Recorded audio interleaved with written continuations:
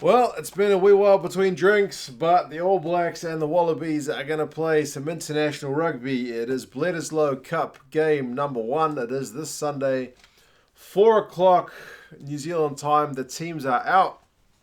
There's a few guys due to make their debut for both teams. We'll go through the teams, look at the predictions for this one, recent history, and you guys can let me know your thoughts on the squads, which I'll put in the description, and how you think this one is going to go down. So recent history, like I mentioned, last 5 games, New Zealand have won 4 of the 5, including that most recent game. I say recent.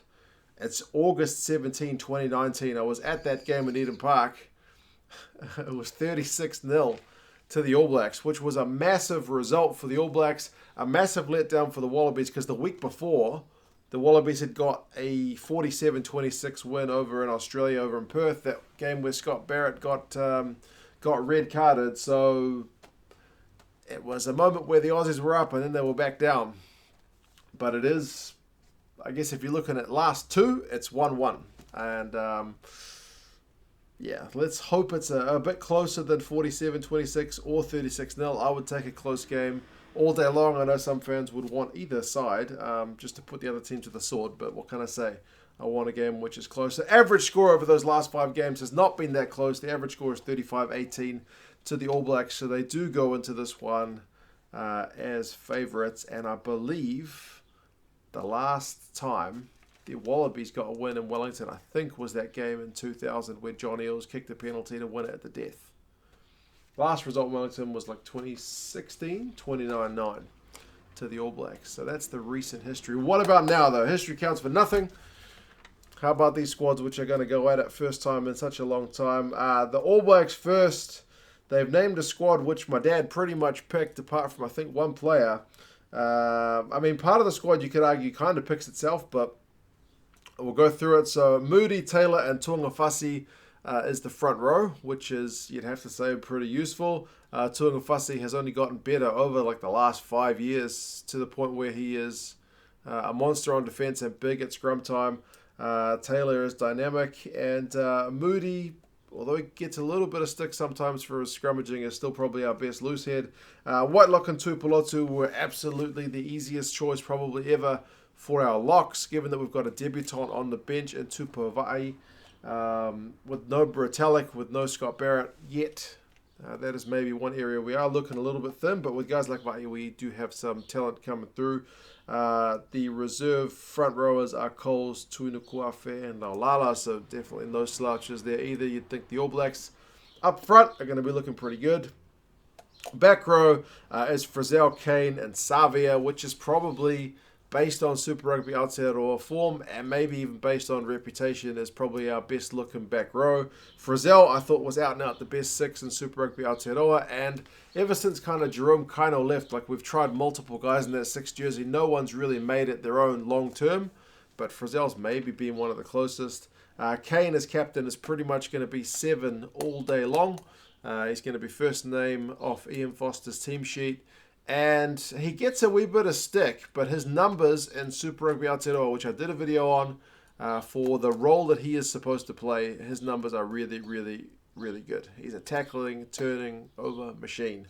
And Savea, that dynamite guy at the back, he's kind of transitioned to a number 8 by this point in his career, seemingly, but still flexible enough to move things around. So that's the forward pack. You do have Sotutu on the bench as well, who is another one of the debutants. Before he got injured in Super Rugby Aotearoa, was probably the best number 8 in the country. Still a young guy, eligible for a couple of countries, so probably the All Blacks getting him snapped up now is not a bad thing. Aaron Smith is number 9, which is again one of the easier picks given how good he was for the Highlanders. Mo'unga is maybe a big call at 10, but I think it's a reward for him based on his Super Rugby Aotearoa form as well. He was the best 10. So he's the man for the job. There's still people who aren't convinced about him at international level. Maybe he hasn't quite hit those same heights that he does with the Crusaders for the All Blacks. But got to give the guy a chance, man. He's on his form. He needs a crack. So I'm pretty happy with that. That does mean that Beauden Barrett is pushed to fullback, so he still gets a start. So they're not putting Beauden out to the wilderness or getting him to ride the pine. And that means his brother has to take a scooch over to play on the wing. He's played wing before, and he's very useful under the high ball. I've said it a load of times. The guy is massive. He's as tall as some locks. Jordie Barrett, very athletic. So look out for him with some potential cross kicks from Mo'unga. And George Bridge, Mr. Consistent, is there on the other wing. The midfield is Goodhue and, interestingly, Rieko Ioane. There's still maybe a little bit of a question mark about how well he will go at test level in terms of positioning and defence. But given the Wallabies have got a debutant opposite him, they haven't picked like an experienced hand like Ardie. That maybe makes this a little bit more of an easing into the role for him. And plus, he's an experienced All Black, so he shouldn't have a problem. TJ Perenara is the backup 9, which always makes sense, man. Smith and TJ, it's our thing. ALB is on the bench. The door has just slammed shut on ALB as well. He's riding the pine. And interestingly, Caleb Clarke will come on for his debut as well. From the bench. He has been electric in Super Rugby Aotearoa. What that means is there's no DMAC, there's no Will Jordan. People really want to see him get around. There's no Severeese, but that is the squad for the All Blacks. For the Wallabies, they've got some debutants as well, as I mentioned, but their guys, 3 of them, of their 4, are actually starting, which is no easy way to introduce yourself into test footy with a game away to the All Blacks. It doesn't get a lot tougher, but at least it's not at Eden Park where there's even longer kind of winless runs for visiting teams. Slipper, Fainga'a, and Tupou is the front row.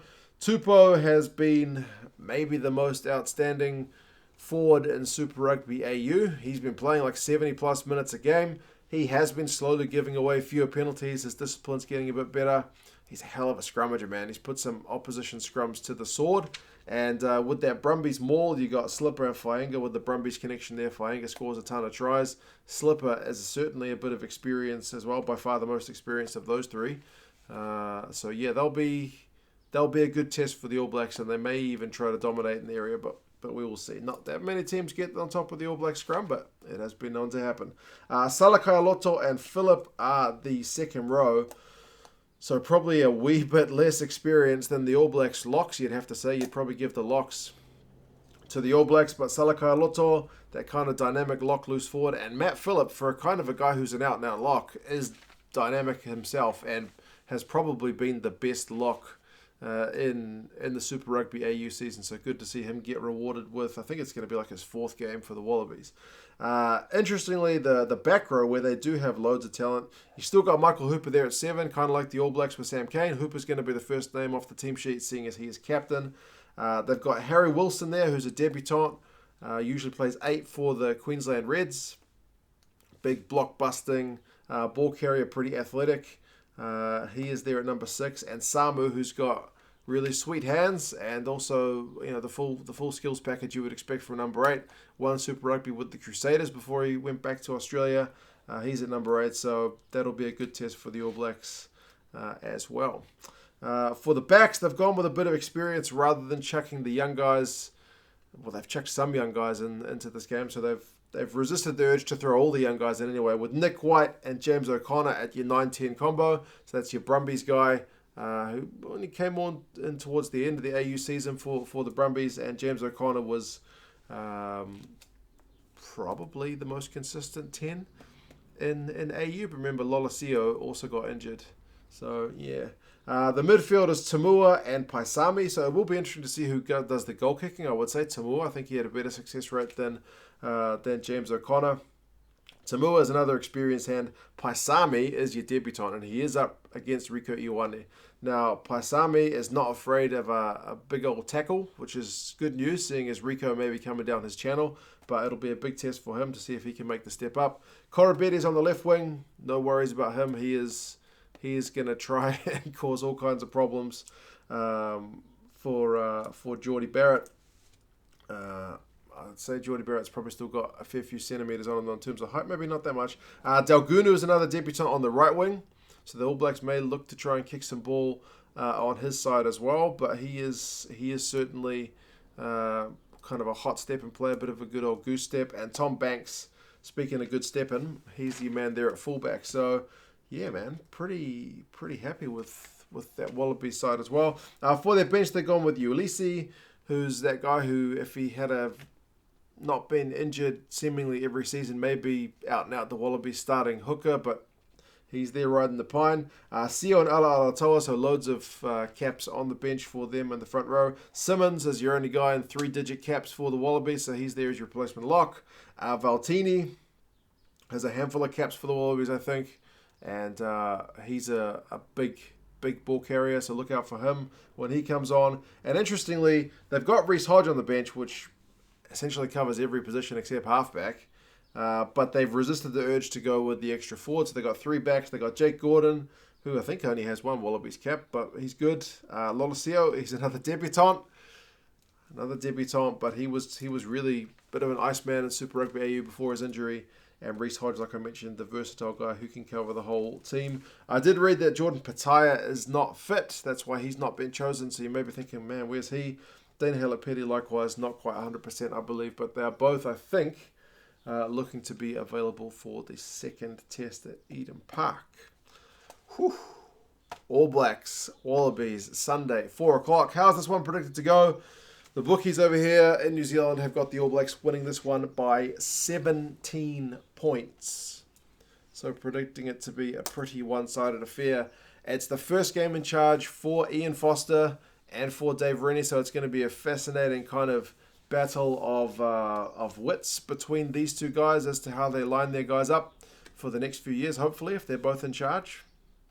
I'm optimistic Rennie's going to do a job with the Wallabies. He's resisted the urge to throw all debutants in, but he's still got a few guys who are going to have to really hit the ground running because, as I said, the All Blacks at home are pretty tough. But, yeah, you guys let me know your thoughts on this one. Should be a good game. Just be happy. Despite the pandemic, the Wallabies, good on them, man. They've had to go through quarantine in New Zealand, get their training up to scratch and whatnot. So, yeah, good on everyone involved for getting this sorted. And let us all, the viewers, just be, I guess, overjoyed at the fact that international rugby is back. But, yeah, you guys let me know your thoughts, and I'll talk to you again soon. See you later.